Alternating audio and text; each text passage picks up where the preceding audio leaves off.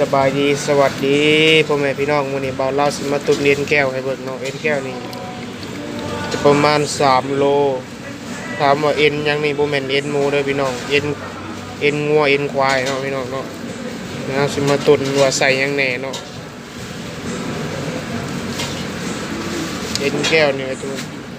ตุนแล้วก็สิเอาไปต้มยำหรือว่าต้มแซ่บเนาะพี่น้องยำก็ได้เพื่อเฮ็ดอหยังเงินดื่นก็ได้เนาะพี่น้องแล้วแต่คนหมักเนาะ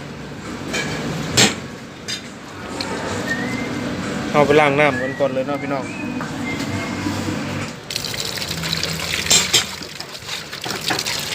ล้างน้ำให้สะอาดก่อนแล้วไปเบิ่งกันเลยว่าเฮาตุนใส่หยังเนาะ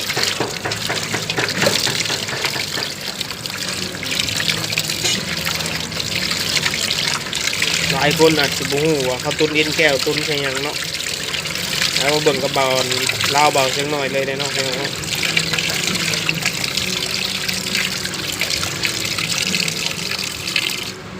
พี่น้องข่าตะไคร้เปิดไฟปานกลางพี่น้องตุนก็จะประมาณ4 ชั่วโมงพี่น้องมันถึงที่จะอ่อนโตเนาะเนี่ยมาปรุงรสกันเลยเนาะพี่น้องซีอิ๊วขาวประมาณ3 ช้อนแม็กกี้กับ3 ช้อนน้ำตาล6 ช้อน6 ช้อนโต๊ะเด้อพี่น้องชูรส3 ช้อนชูรส3 ช้อนโต๊ะรสดี2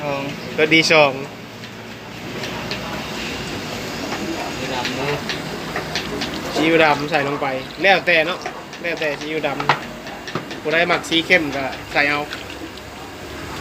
นี่ครับคือบอกรสไปแล้วเนาะ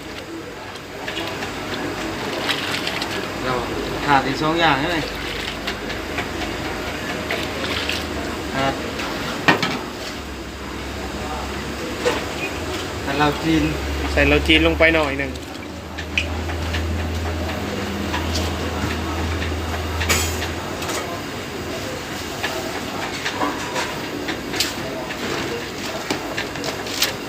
ตามด้วยผงพะโล้เนาะพี่น้องอันนี้คือสูตรตุนผงพะโล้พี่น้องตุนเอ็นแก้วเขาเนาะนี่ก็จะตุนประมาณ4 ชั่วโมงพี่น้องตุนไปเรื่อยๆเติมน้ำไปเนาะเติมน้ำไปน้ำพี่น้องบ่ให้มันแห้งพอฮอด4 ชั่วโมงเนาะมาแล้วเรามาเบิ่งกันเนาะว่ามันสิเป็นจังไดมันสิออกมาลูกน้ำที่แห้งมาแล้วเนาะพี่น้องเขามาเติมน้ำกันเลยเนาะตุนไปเรื่อยๆพี่น้องตุนจนฮอด4 ชั่วโมงเลยพี่น้องค่อยๆเติมน้ำมันนะพี่น้องเติมน้ำไปเรื่อยๆมัน4 ชั่วโมงแล้วเขาจะมาล้างน้ำมันออกแล้วก็เตรียมหั่นมันจะเป็นจังไดเนาะมันก็จะเป็นแบบนี้แหละพี่น้องโอ้เป็นตาอยากเลยเนาะโคตรงามเลยพี่น้องตุนแล้ว4 ชั่วโมงพี่น้องตุนแล้วเนี่ยตุนเย็นแก้วง่ายๆเนาะพี่น้องเนาะ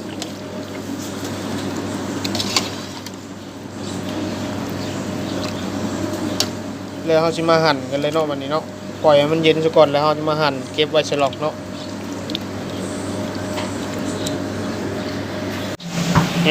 แล้วเนาะเขาจะนำไปหั่นเนาะ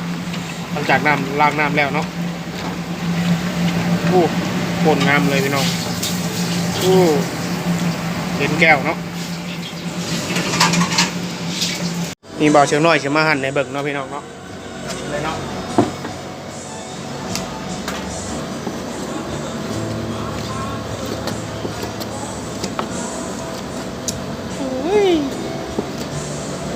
สวยเลยพี่น้อง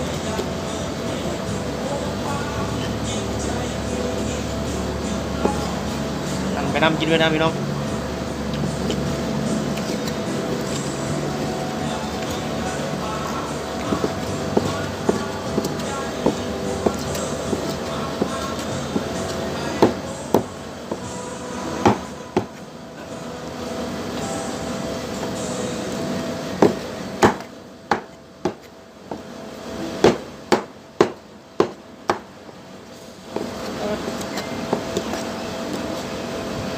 ต้มบ่อยมันเปื่อยลายเนาะพี่น้อง4 ชั่วโมงมันก็สิประมาณนี้แหละเปื่อยแน่บ่เปื่อยแน่เปื่อยลายก็บ่แซ่บ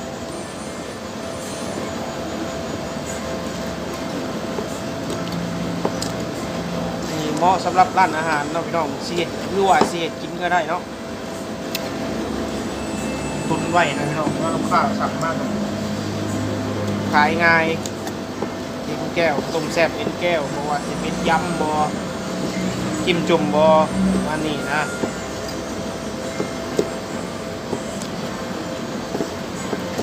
เอาหน่อยเอาข้าวหมูเล็กๆมาหน่อยเล็กๆหน่อยมาให้หมูน้ำกันเนาะว่าทั้งในประเทศลาวเบิ่งเอาแล้วก็จะเมื่อเปิดร้านอาหารต้มแซ่บเอ็นแก้วตัวก้อยลาบเอาไปเสริมก็ได้เนาะ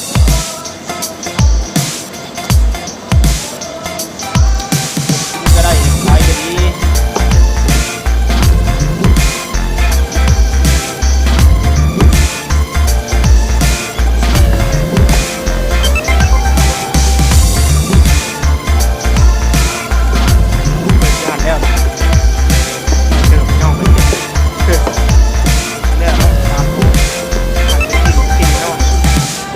สบายขนาด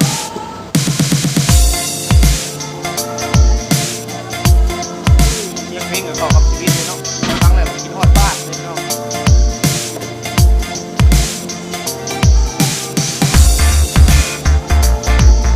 บ้า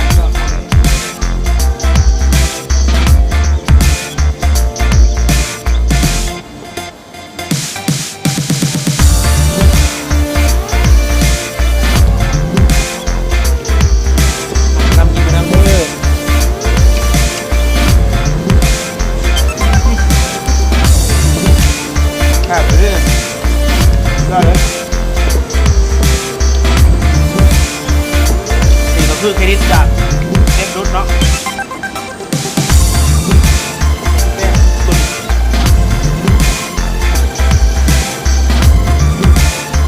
พอจะหน่อยก็เลยเอาความมุ่งเก่งหน่อยมาโอเคพี่น้องเปิดกันเนาะเดี๋ยวได้ไปใส่ชีวิตประจำวันเอ็นงัวด้วยพี่น้องเอ็นงัวเอ็นไฟก็ได้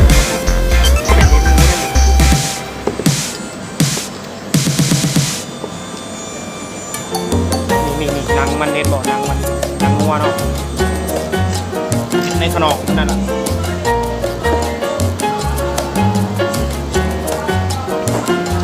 ในขนมกวักพามันพี่น้อง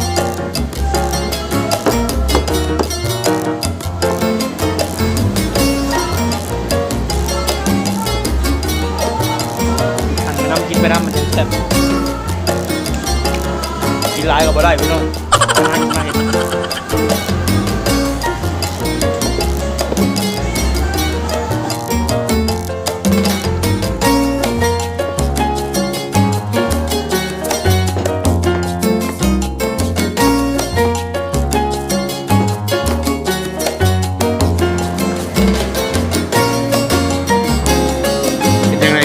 งามสีโคตรงามเลยแต่เบาชิงน้อยชิงโบได้ต้มมีใจเพิ่งเนาะพี่น้องเนาะเพราะว่า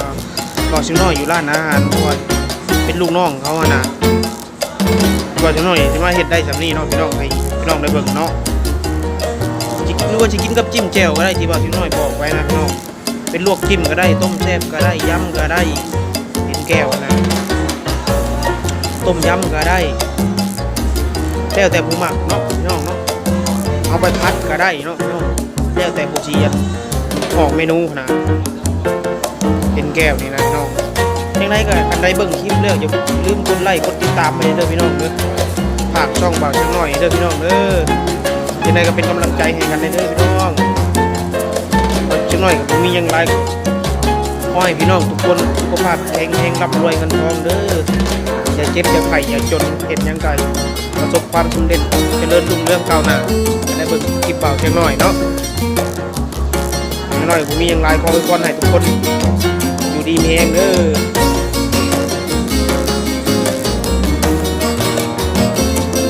นี่เบาจังหน่อยก็สิเอาไปเก็บเนาะพี่น้องเอาไปเก็บเพื่อขายให้ลูกค้า เห็ดกินเห็ดกินเองก็บ่ได้ดอกเพราะว่าเอาอยู่ร้านเพื่อนเนาะอยู่ร้านอาหารว่าจังน้อยบ่มีทุนดอกแต่มีแต่ความรู้เลยแหละมาบอกพี่น้องแบ่งปันกันเนาะ